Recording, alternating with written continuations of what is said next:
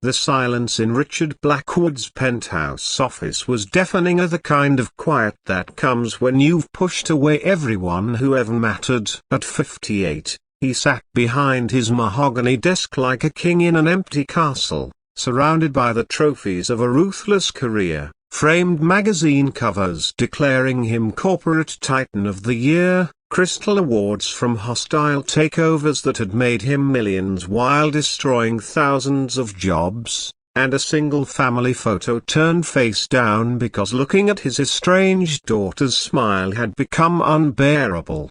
The irony wasn't lost on him. He'd spent 30 years building an empire, only to realize he was the sole inhabitant of his own creation. His wife had left 5 years ago, taking their teenage daughter Emma with her. "You chose money over love," she'd said, and he'd been too proud to argue because deep down, he knew she was right. Now, staring out at the Seattle skyline through rain-streaked windows, Richard felt the weight of his loneliness crushing down like the grey clouds overhead. His assistant had quit last week, the third one this year, leaving behind a resignation letter that cut deeper than any business rival ever could. "Working for you has made me forget what kindness looks like."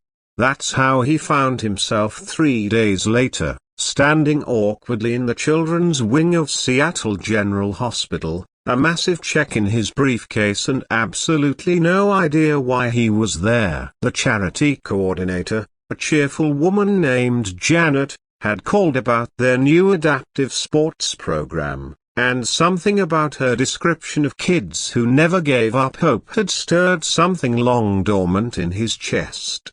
"Mr. Blackwood, thank you so much for coming," Janet beamed, leading him down a corridor painted with rainbows and handprints. "The children are going to be so excited. We've never had a donation this generous before." As they walked past the physical therapy rooms, Richard caught glimpses of small warriors in hospital gowns, working with therapists, their faces displaying a determination that made his corporate battles seem trivial. One room, however, was different. Music drifted from within, something classical and beautiful, and through the window, he saw children moving in ways that defied every assumption he'd ever made about limitation.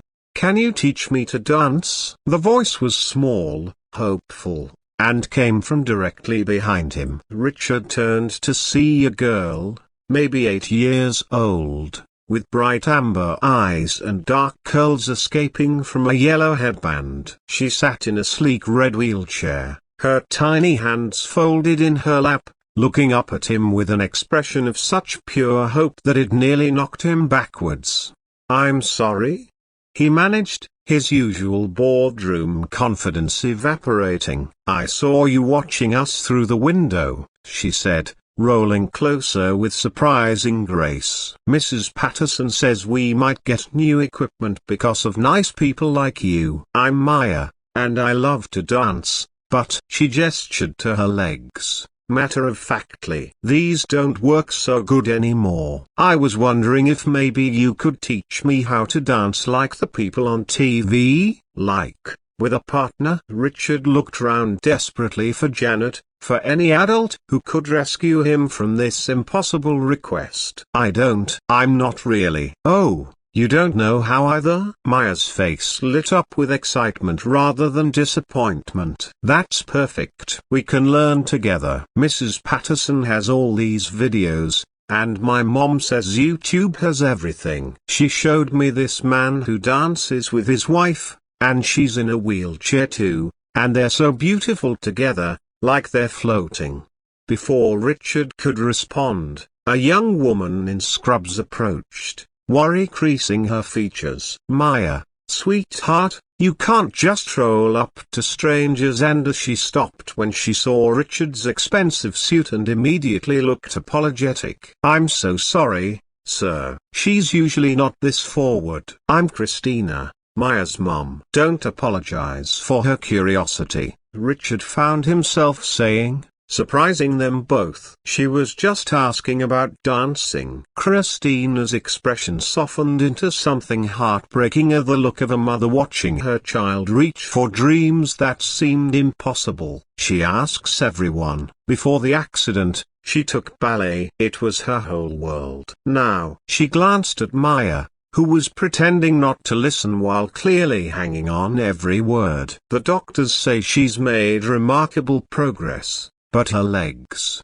they're not going to get stronger than they are now. The accident? Richard asked gently. Drunk driver, Christina said simply. Maya was walking home from dance class. She was 7. Her voice caught. She still talks about dancing every day. Still practices her arm movements from her old routines. I've looked into adaptive dance classes, but they're so expensive, and with the medical bills. Richard looked down at Maya, who was now demonstrating how she could make her wheelchair spin in perfect pirouettes, her arms flowing like water, her face radiant with joy despite everything life had thrown at her. Something inside his chest, something he'd thought was dead, began to crack open. What if I said yes? He heard himself asking. Both Maya and Christina stared at him. Yes to what? Christina whispered. To learning how to dance with Maya. Together. Maya's squeal of delight could probably be heard 3 floors up. Really? Really? Really? You want to learn with me, I think, Richard said slowly, kneeling down to Maya's level for the first time in decades. That you might be the best teacher I could ask for. That Saturday found Richard Blackwood in the hospital's activity room, wearing jeans for the first time since college, watching Maya demonstrate wheelchair choreography with the serious concentration of a Gilead student.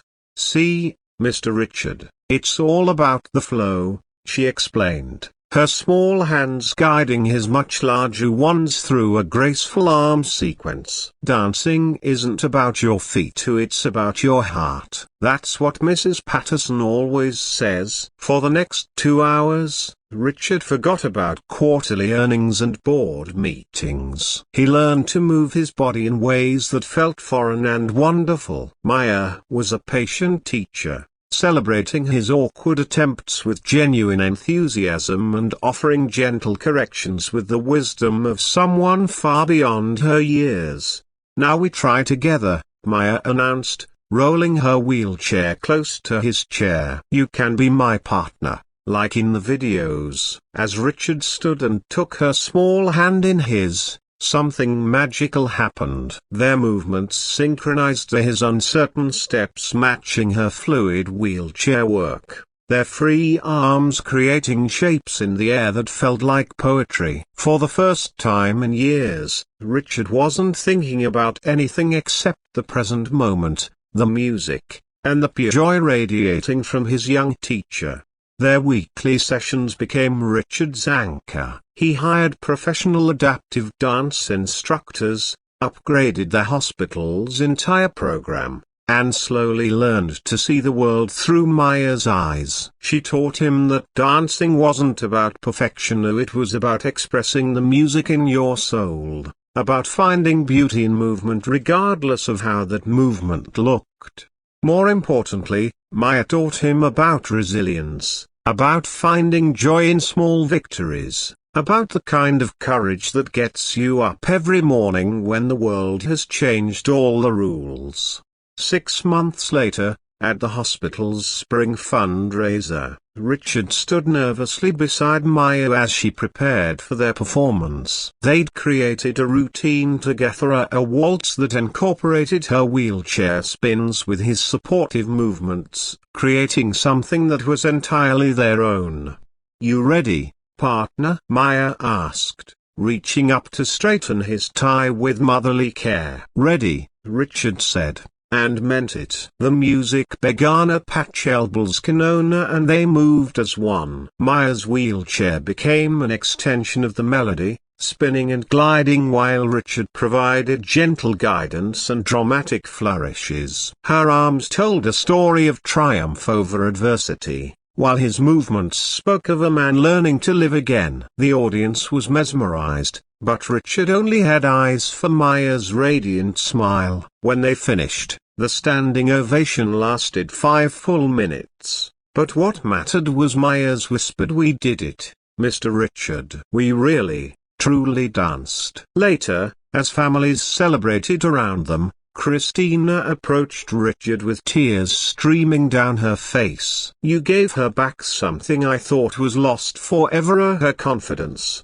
her joy, her belief that she can do anything." Richard watched Maya teaching other children their routine, all of them moving together in their own unique ways, all of them absolutely luminous with happiness. "She saved me," he said quietly. "I was dying inside, and I didn't even know it. She taught me how to live again." That night, Richard called Emma for the first time in 2 years. They talked for 3 hours. He told her about Maya, about learning to dance, about discovering that the most important partnerships aren't built on profit margins but on genuine human connection.